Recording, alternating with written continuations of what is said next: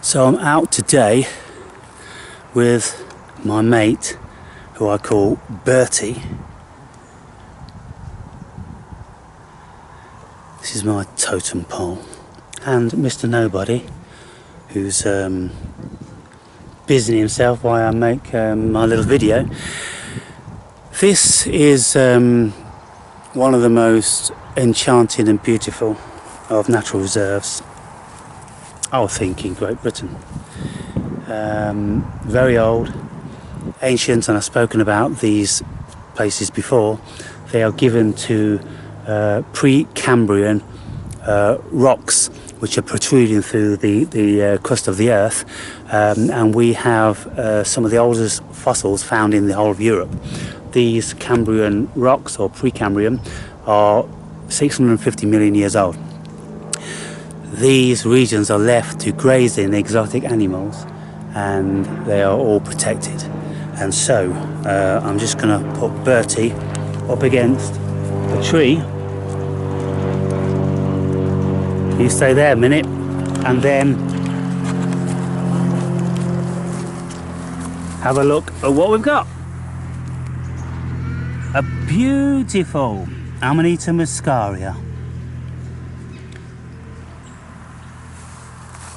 And now the wonderful thing is, we've got these in all their variants of growth.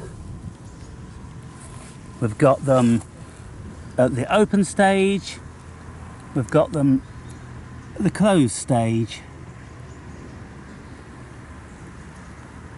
They're absolutely beautiful, and when you see them, don't they just look incredible? You know, these ferns, they look prehistoric first and foremost, and then when you look at how this mushroom has grown, it's been compromised by this fern, and it has grown around it with a little bit of a slit there, and it's beautiful. They're very, very sticky because they're a little bit moist, and so we've got loads of those around. In this particular place, with all these ancient trees and this grazing land which has been protected for hundreds of years at least, then we have the freedom for these fungi to come about. And so we have lots of different varieties. Not sure what that one is at this moment in time.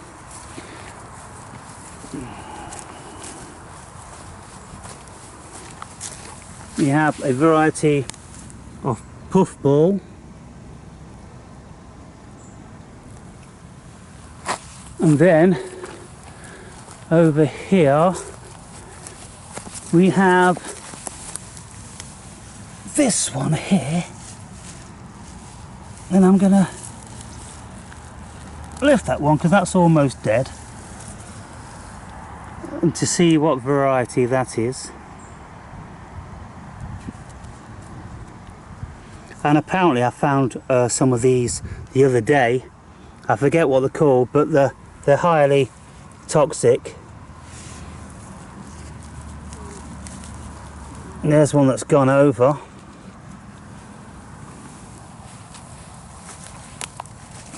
More puffballs.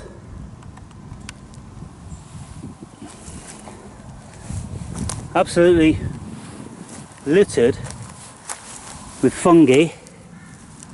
Let's have a look at you, mate. Yeah. Beautiful. We've got a young one down here. Let's have a look at how they are. Oh, that might be a different one because the gills are not creeping down the stem.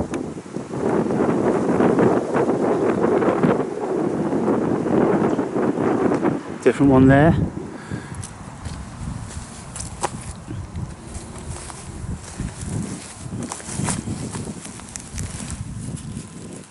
What we got here? Oh, we've got one of these, yes, with the cap which is turning in on itself. which are like the ones I found the other. I'm not sure actually whether I'll put that video up. Puffballs.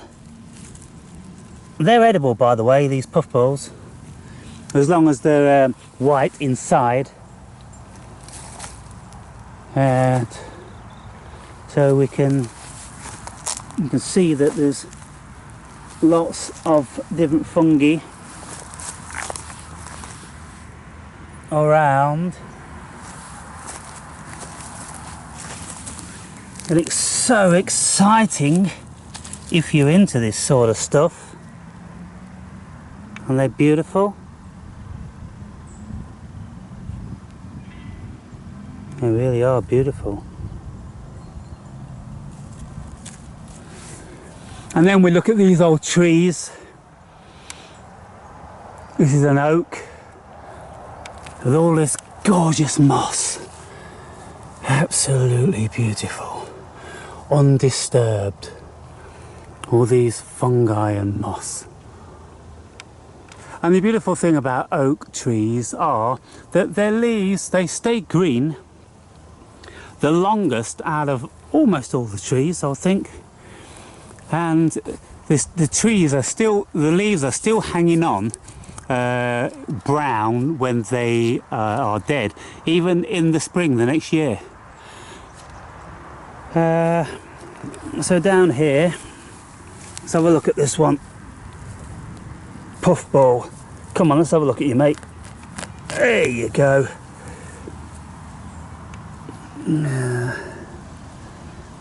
It's beautiful. Let's put him in the light, shall we? Going to go in the light. And when these get mature, when you break them open, they'll be brown inside. And when you squeeze them like this,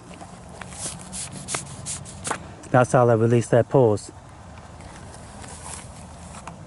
Try not to breathe them in.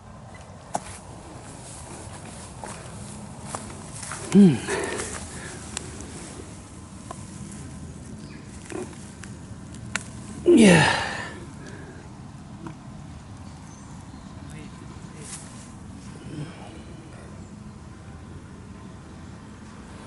So the prize of the day then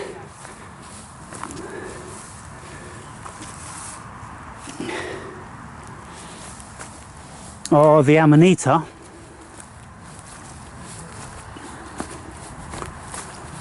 And they look so majestic. And I'm not going to be picking these because I've tried them before. And I know what they are like when you take them and have like a psychedelic experience with them. And you get mushrooms like this. What are you, mate? Let's have a pick. Ah. Beautiful. Beautiful. Put you back down there so your spores can drop. Aren't they just majestic? They're just enchanting to come upon fungi. It's an enchanting experience, and I can't express how this feeling of it being enchanting is unless you feel enchanted. Those of you that have an interest in wildlife and fungi, you'll know exactly what I'm speaking about. Well, this one has already been knocked over, so you can see the big vulva on the bottom, the big bulb. That's how you know it's an Amanita. And of course they have white gills, all Amanita. And contrary to what people say about them being poisonous, they're not in actual fact poisonous. It's reputed that you need at least 15 kilos of these raw before they're going to kill you. But what they will do, they'll make you vomit. And so even when you heat them up, you go through the heating up process to eliminate the musky mold, you have ibotenic acid and then you have muscimol. And the ibotenic acid, I think it gives you some sort of a different experience, and the muscimol will make you vomit, and so you want to get rid of that. And when you heat them up, you can do it, but not to 100%. And so every time I've took them, 20 minutes after, I will end up vomiting. But then I will go into a euphoric state, and I've written in my book about when I became like a wolf, I became like a Viking, and I became like a primal man. The earliest primal man, and what happens is these spirits seem to enter your body and live vicariously through you for as long as it takes for the Amanita to, you know, have its effect. And so remarkably stunning experience.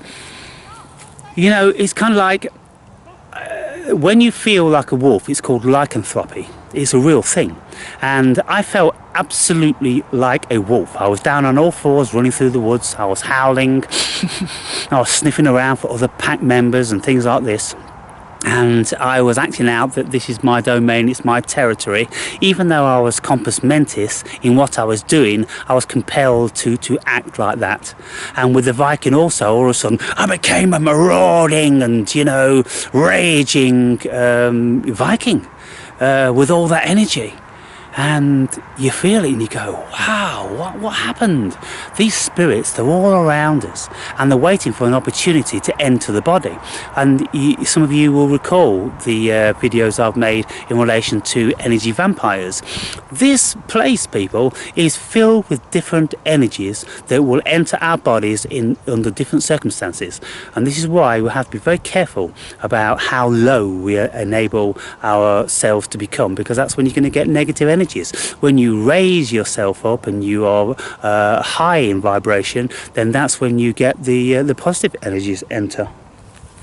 So let's have a look at this one here. Very, very glossy and shiny. Oh wow, that one. And that's got a very thick stipe on it. That one is beautiful. Now this is a different one again. It's not one of these that curls under, I don't think, on the cap. But look at them. I think it's called a tiger eye of some description, because you see that tiger eye effect on the top there? Yeah. And look how camouflaged they are. Why do you think nature has camouflaged them so? Why did they feel that they needed to camouflage themselves?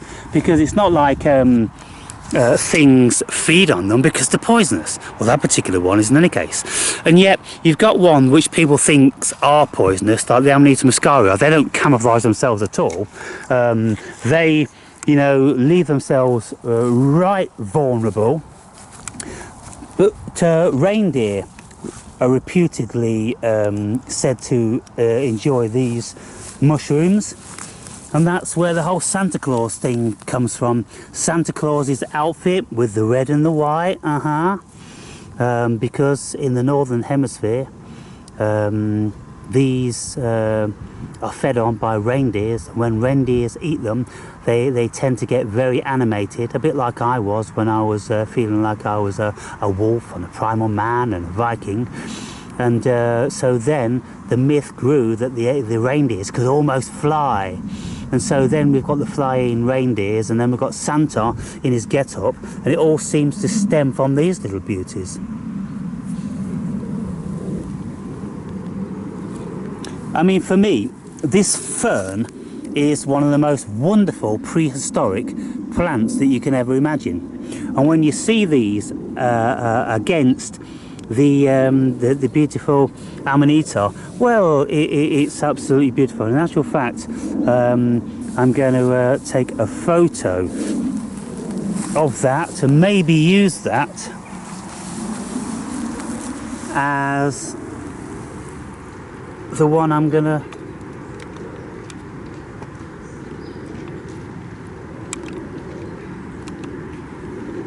Is that just taking a photo already? I don't know whether it's taking a photo. Let me try again. I don't know whether that took a photo or not, I didn't hear it. But yes, and so look at this chap here. Doesn't he seem to be natural to these regions? He seems absolutely natural. All this stuff is natural to these regions. We've got these crow's claws, real crow's claws. We've got the crow's feathers. We've got the crow's skull, a real crow's skull. Then we've got the grass snake, which is indicative of Asclepius, his staff. This is for health, people. It's a bit like the Carduceus, only the Carduceus is two snakes.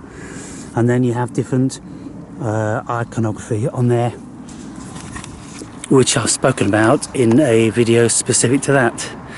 And so go and find Mr. Nobody walking around this incredible, majestic, beautiful place, which is just, this is life. It's filled with life and vitality and age, and you feel your ancestors here and everything. Really, really bizarre, and something I need to do on a regular basis. Catch you later, guys.